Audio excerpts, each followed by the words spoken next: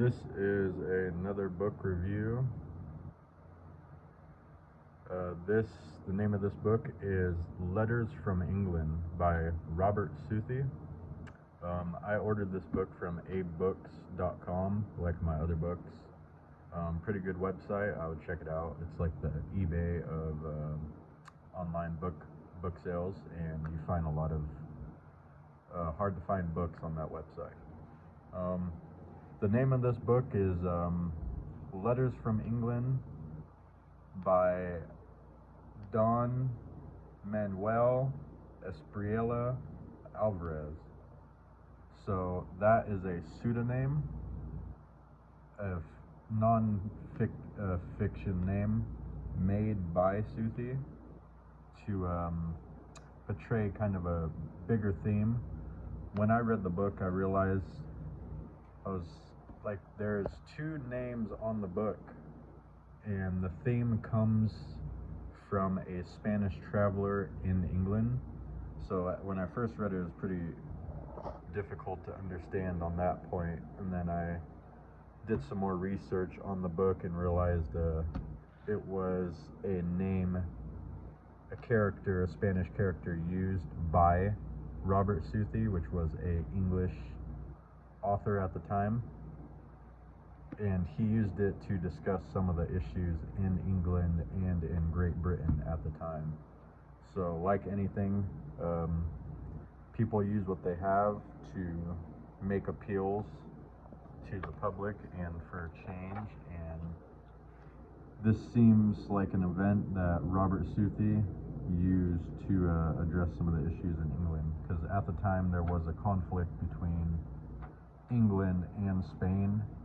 A lot of it religious, a lot of it just old war stuff. But what's good about this book, I purchased it and realized this also has an intro by another author that reviewed the book.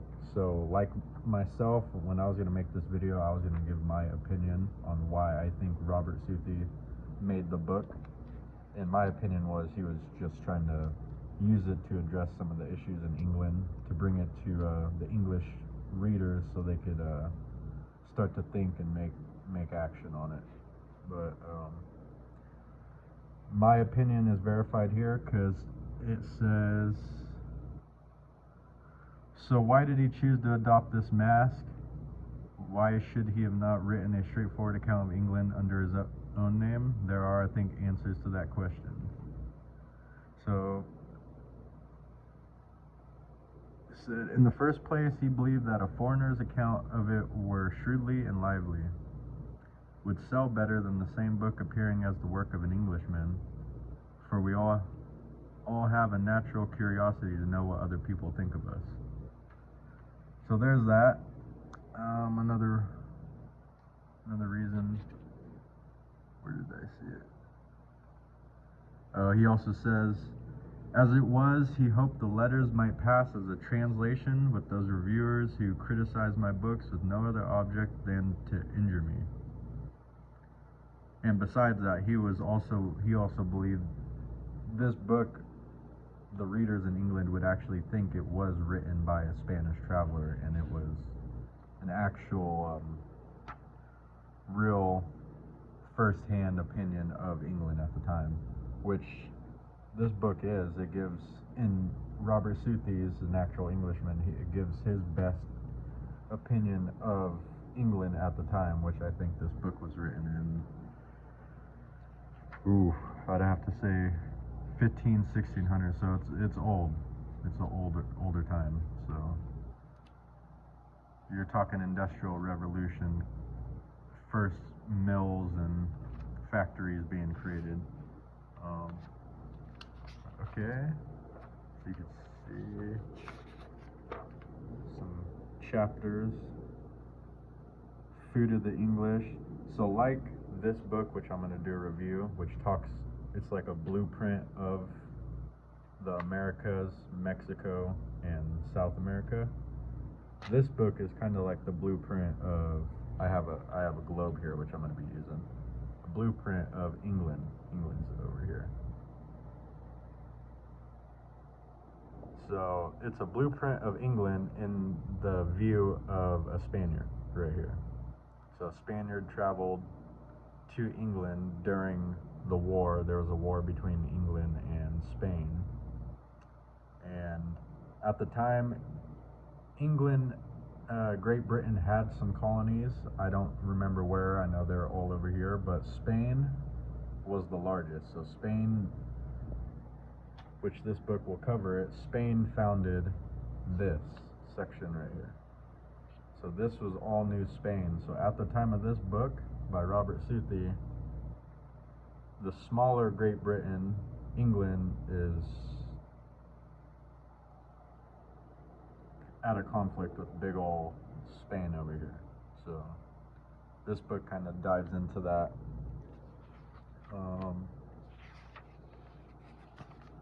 There is 3 books. I think this is just one of 3. So I got to make it quick because I am already running out of time. One of 3 books. I bought the first book just for my record because the first book always gives you the best information of the story and the novel. It also has some of the better information on it.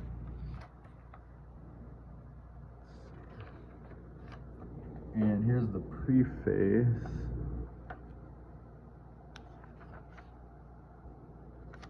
So this is kind of how the novels. This is Robert Southey talking in the character of a Spaniard. I am not conscious of having either exaggerated or extenuated anything in any the slightest degree of heightening the bright or the dark parts of the picture for the sake of effect, of inventing what is false, nor of concealing what is true, so as to lie by implication. Mistakes and misrepresentations there may, and perhaps must be. I hope they will neither be found numerous nor important, as I know they are not willful, and I trust that whatever may be the faults and errors of this work, nothing will appear in it inconsistent with the love of my country, Spain, which I feel in common with every Spaniard, and that submission which in common with every Catholic I owe to the Holy Church. So he's saying, the Spaniard, Robert Southey, is saying he's going to give his best opinion without lying, promise to church, and with love to his country, what England's like in contrast to Spain. And first chapter opens up. What's good about this book is it's not just a searing critique. So there is a lot of remarks about what is good in England. If I could recount, there is the ice cream. There is ice cream that they make more in England than in Spain, which is good, which is written. What else? Cakes. There's a sort of like the Victorian white wedding style cakes, which they make at certain events, which are really good.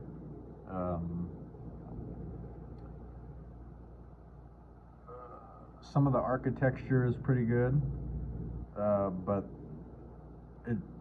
it's almost like too much, which they talk about in this book. The English just too much of everything. It's almost like they're compensating for something. That's what the opinion of Robert Southey, the Spaniard, thinks.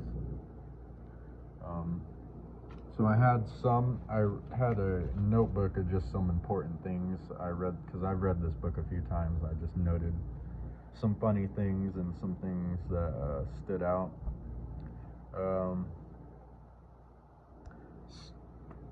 In the book, he says the manufacturing system is the result of all the poverty in England. So the fact that factories came in and started mass producing all this stuff, putting people out of work, lowering the price, that's what affected England. All the pollution too, and which is probably true, but I also have from other book reviews I've done that war debts, war taxes is the real cause, because at this time they were at war with Spain, and and war with other nations, and that's just a drain. You know, if you read watch one of my other videos, you'll understand that. But the book says the English countryside is nice in the winter. It's really beautiful in the winter, but once it stops snowing, the coal, so there's a lot of coal mines in England. It's just pollution. So it goes from really pretty to really black and muck and sooty everywhere, which he talks about. And when the traveler's in England, he's like, I felt like my throat needed an English chimney sweeping because it's so polluted from all the coal burning. Because it's cold, it's really, that's another thing, it's really cold in England. Like, you wouldn't really think about that, but really cold. I mean, stick your nose out, he says you stick your nose out the door, certain parts of the year or in the morning, you could freeze your nose off. And another time, the traveler was sleeping and one of his water bottles froze and exploded, and he thought he was getting shot at or some demon or something, so he started cursing. You know, in the book he said, I started praying, and all this is pretty funny. But there's a lot of funny moments like this in this book, which I think viewers will definitely like. He says the English language compared to the Spanish is clumsy. Frenchmen, he said a Frenchman made fun of the English because they have a word like 7 words, or 1 word for 7 words. So I can't remember it, think of it now, but poems by the English are pretty good, but there are some which the author says that he literally couldn't understand, and these are poems by Robert Burns, and he's an Irishman, but he said I had to get a new dictionary and a new language so I could understand these poems, and I actually pulled up a poem and wrote it down for the viewers, and you'll understand why. So in Spain, here's a poem by one of the most world's most famous poet and author, Miguel Cervantes. He says, war calls me and I have to go. If I had money, it wouldn't be so. So that's pretty good, pretty straightforward. Anyone could understand that.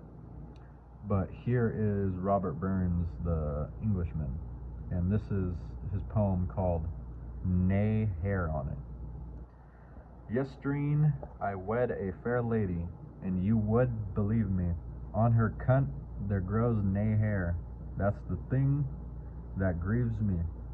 It vexed me, sir, it plagued me, sir, it put me in a passion to think I had a wife whose cunt was out of fashion. And just, you know, I mean, it's funny, because when I read it, I'm like, that's the most English thing I've ever heard of.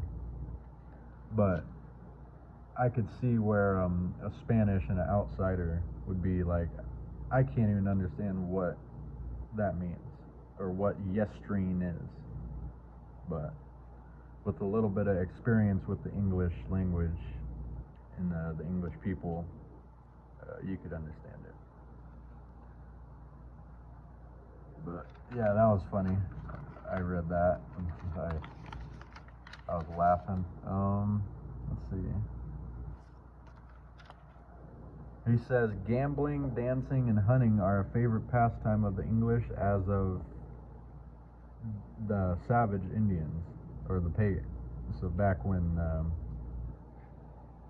we were less civilized, he says the English like hunting and dancing like the less civilized.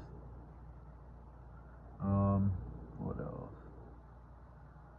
He says the dress of the English is ugly compared to a Spaniard.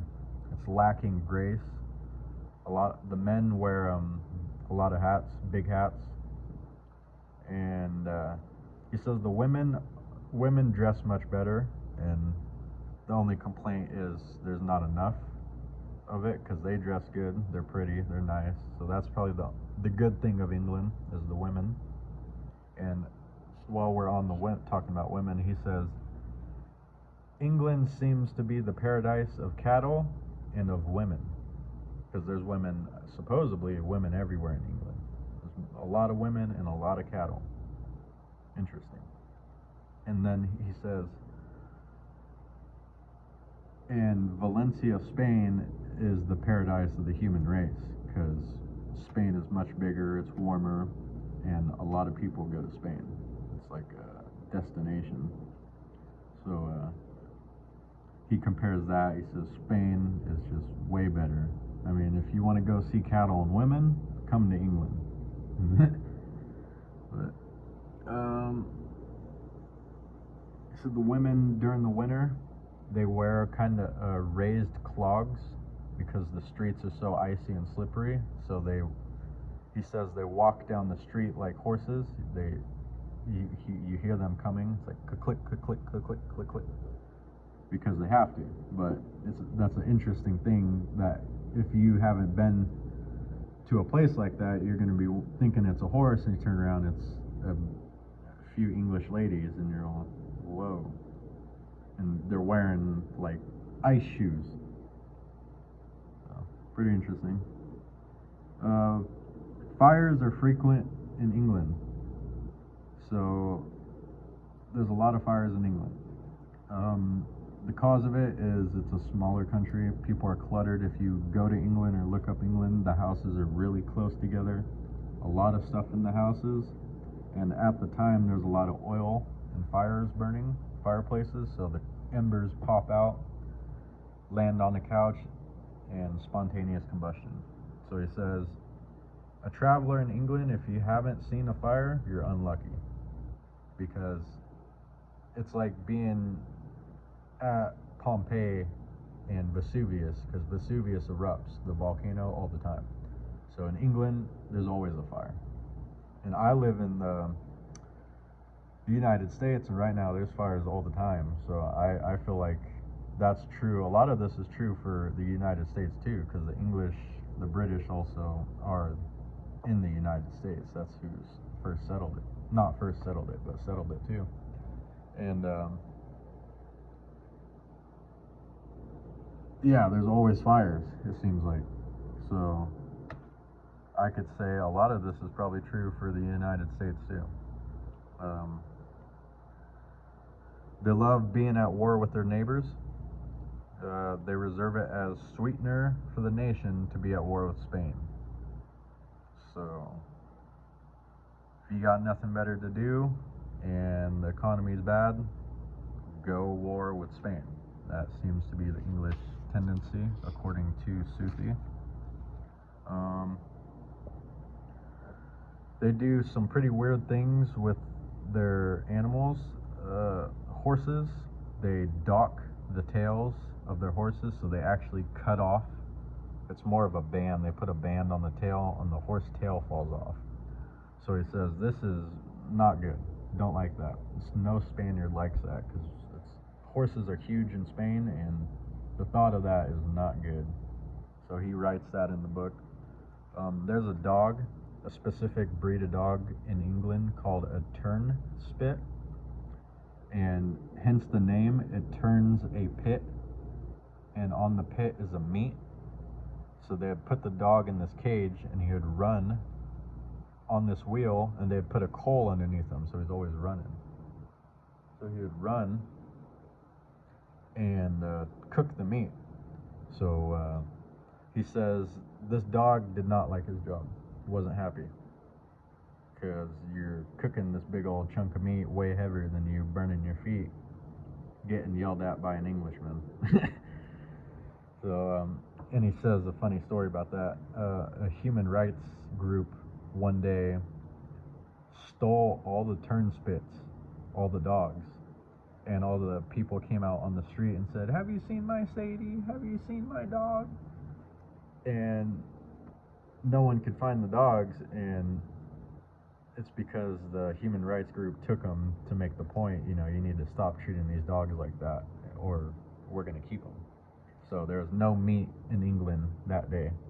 So that's another story. A ton of things in this book that are just hilarious. The women look like wasps. So it's a fashion of the women to be skinny, tall and skinny. And if you could imagine a wasp with a big behind, a skinny waist, and kind of a bigger head, that's kind of the English lady. Hate to say it, but that's what Robert Southey is saying. They wear corsets, so if you know the tight dress that makes you skinny, that has actually killed women in England. So he said it's a deadly fashion. So that's a thing to get rid of. Definitely stop doing that. The queen bees, so he calls the popular women in England queen bees. They set the fashion, set the trend. If one of the queen bees does something, all the other bees follow. What else? They organize in gangs, so anytime the English do something, it's with a group. If they peep on a group of women apple pickers, they organize as a group. That's also said in this book. I'm like, wow, that's that's a tough thing to say there. He says everything is a contradiction in the English court system, so nothing gets done. It's always counterintuitive.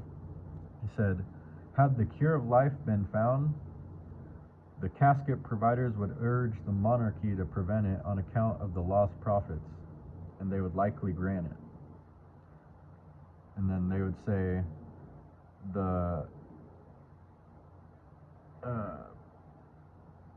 because they were going to ban slavery, but they didn't because the danger that it would impose to the slaveholders. They said that act and event would be a precedent for them to use.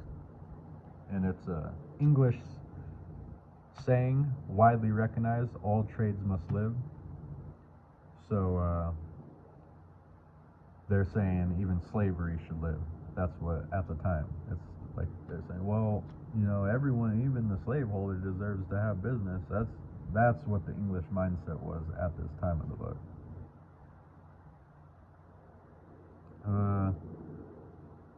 The Spaniard, he also says in this book, he says, as far as the English ladies, how do I like them? He says, they're nice, but I got much better ones in Spain, in my home country. They're prettier, it's more diverse. You can imagine Spain being a warm country, so there's a lot more women on the beach. You're seeing a lot more beautiful women, you know. So I think that was the inference he was trying to make. In England, the women are so wrapped up in clothes, you can't really tell, you know. The women are more friendly than the men in England. So he was traveling with a group of English, while he was traveling in England. And the women were talking to him, telling him all about it. And the man, one of the English men, didn't even introduce himself. He was out in the corner sleeping in another side of the carriage. So if you wonder why you don't talk to a lot of English, or they're a little rude, that's on the guys, and the women are probably, and I couldn't say much on it, but according to this book, they're nicer. He says the men try and get women a fortune. The English men try and get the best English women, so the most beautiful, even if they're ugly and have no education, no nothing. And a lot of the English women, a lot of these like beautiful English women, will do it for some reason. I don't know why. And he says those guys treat those girls bad, and it's the women's fault for giving in to them, you know. So he says it's no one's fault but their own. So they're beautiful women, they could get better men, but they choose to be with these ugly, mean old English guys. So, their fault. What else?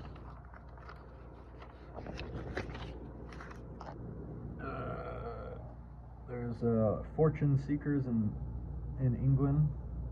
So there's a lot of panhandlers in the streets. He said, which aren't found in Spain. He said he was walking on the street and there's children, hair frizzed up, gold on their cheeks, covered in soot, banging pots and pans together, scaring everything, asking for money. And he says, that's the craziest thing he's ever seen. He doesn't see that in Spain. So that's a point he was trying to say. Another thing, there's a lot of mining in England. So he came across a miner where his hair had been dyed from the copper mines green. So he had blonde or brown hair and it turned green from all the copper and alkalinity, which is crazy. If you were to see that, you'd be like, it's the Joker. That's wild. That's insane. And he said one time the mines, they were working on a mine and it caught fire, and the whole underground mine, the whole forest floor, all the mines were ablaze, and they were still on fire. And he was saying, if you came here at night and you looked out, you would think you were going to hell, because all you would see is the floor and the earth and all this place on fire, and that's from the mines. So he said that's another issue of the pollution in England is the fires, mine fires, natural mine fires. Pugilism, boxing, is a favorite of the English, and he says it's an icon of national barbarity. So he's saying the fact that the English like boxing proves how much they're still uncivilized, because there's fighting and stuff like that in Spain, but it's not, disfigure, tear each other, beat each other senseless like in England. So,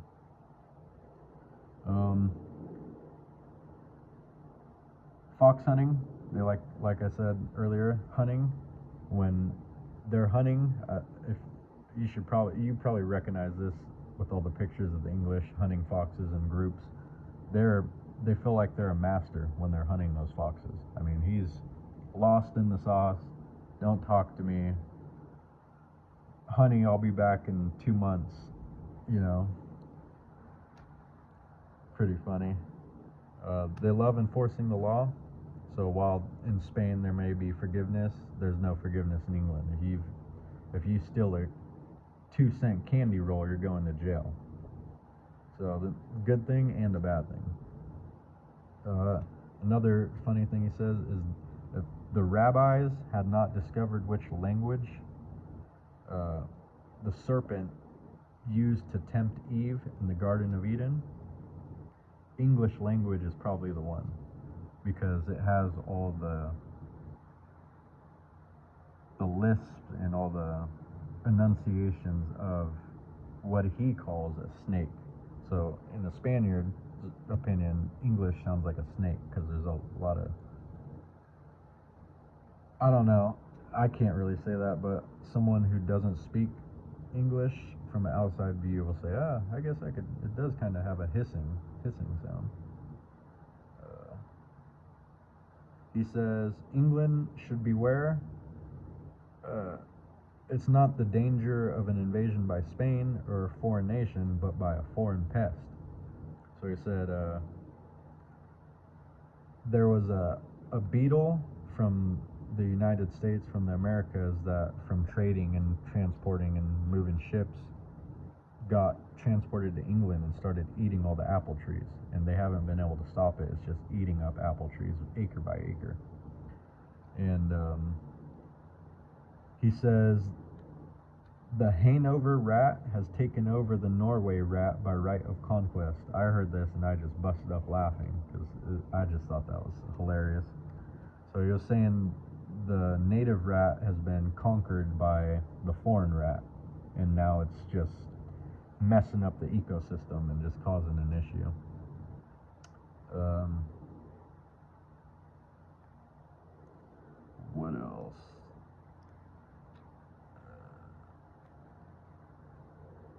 Yeah, an invasion.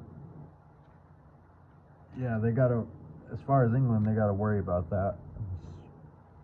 Smaller nation, especially with agriculture, you gotta be careful on what you're importing, and you're not importing pests from around the world. They said, what else? Oh, the cockroach of the West Indies had been transported to England. And everywhere there's water or riverways in England, there's cockroaches. And unfortunately, there's bed bugs in London, in England. So if you've been to England, you might know this. I haven't been, but there seems to be a bed bug issue there.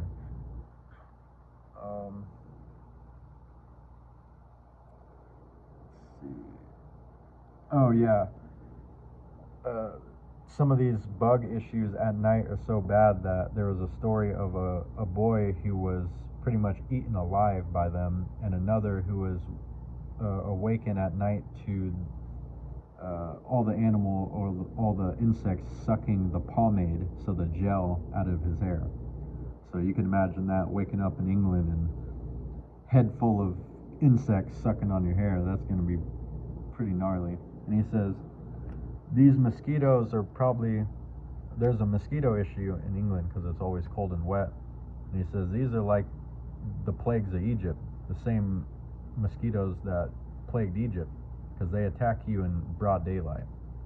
So unlike Spain, so there's mosquitoes in Spain he talks about, but you got to wait until nighttime, and usually where it's wet, and it's not really that wet in Spain. So he says in England, these things come up and hit you morning, lunch, day and night, and they're everywhere. So he says that's another issue. He also says England is the paradise of Jews. So there's so many Jewish people in England that this is a specific quote, that you would think you found the lost 12 tribes of Israel. All the meat butchers in England are Jewish. The street vendors are Jewish. The stock jobbers, so the stock market people are all Jewish. And I don't know how much I say about that, but he gave a story that there was some boys picking on a Jewish street vendor, and they were like tipping over his stuff, and the guy came over and acquired, and another Englishman, he said, what's the deal here? What are you guys doing? He says, what do you mean? Did they not crucify Jesus Christ? So if you don't know, the Jews were Judas, which was a Jew, betrayed Jesus with Rome, the Roman Empire. So that's kind of a thing, I guess, in England. They like to pick on the Jews for that. So that's a thing that they talked about in this book. He says the kids make fun of the Jews. He says, oh, well, you crucified God. Why should I should, kick your ass. So that's an issue in England. That should likely be changed, because Spain and England are Christian nations. So if they're trying to uphold that title, being rude and not Christ-like is not worthy of the title. It's not being a Christian. Anyways, video's at 30 minutes, so there's a lot more in this book I could talk about, but I will leave the rest to our viewers. It's pretty thick book. You can see it's about 400 pages, and this is just book one. There's 3 of them. So if you want to read this book, this will occupy you for some time. It'll give you some laughs. Hopefully in this video you got some laughs. You heard some things that you haven't heard before. I know when I read this book, I laughed a lot. I educated myself on a lot of things that I didn't know between Spain and England, and I make a lot of inferences because I live in the United States, and Mexico is kind of like a descendant of Spain, the United States descendant of England. So I think of the same conflict here, because at the present, you know, Trump and Mexico is just absurd. So I feel the kind of see the inference between this book and Mexico and the United States. I just think it's funny. But I figured I'd do a video on this, give you my opinion, give you some details on the book. I know I haven't seen a lot of videos on this book. I know probably a lot of people haven't even read this book. And Southey seems to be a pretty popular author in England, so I figured I would do a cover of it. And I am, as you can imagine, even though I'm speaking English, I am Spanish, Mexican. So reading this book kind of educates you on how there may be, or how the animosity between, let's say, a Spaniard and a Mexican and Englishman started, and what are some of the solutions. So Southey in this book, his focus was to address some of these issues for England, but it could probably also be helpful to a Spaniard, you know, traveling to England or understanding some of the issues in England.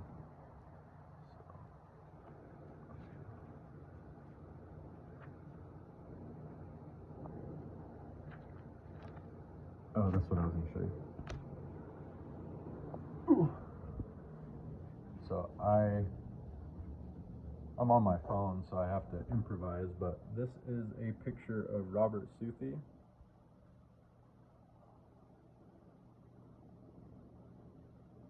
So, pretty good looking guy. By the book, I'm sure, as by the review in the beginning, most of it was to address some of the issues needed in England, and it wasn't for the purpose of just creating conflict and searing the English government and the English people. So like a good friend, like a good citizen, you speak up when there's issues, and change it when there's changes to be made, and especially as a Christian when there's wrong. So Southey, on that terms, I think he is a good person, a good Englishman, because he spoke up in a time where there needed to be change in England and a change in the relationship with their neighbor, Spain. So awesome. Thanks for watching, guys. If you want to check out the book, like I said, you could order it from abebooks.com, or I think you could find a free online version of it on Gutenberg. So if you just a sample of it where you could read like book 1, like I did, online. So if you just search up Letters from England by Robert Southey, you should be able to find it. Awesome. Thanks for watching, guys. I'll have some more book reviews in the future.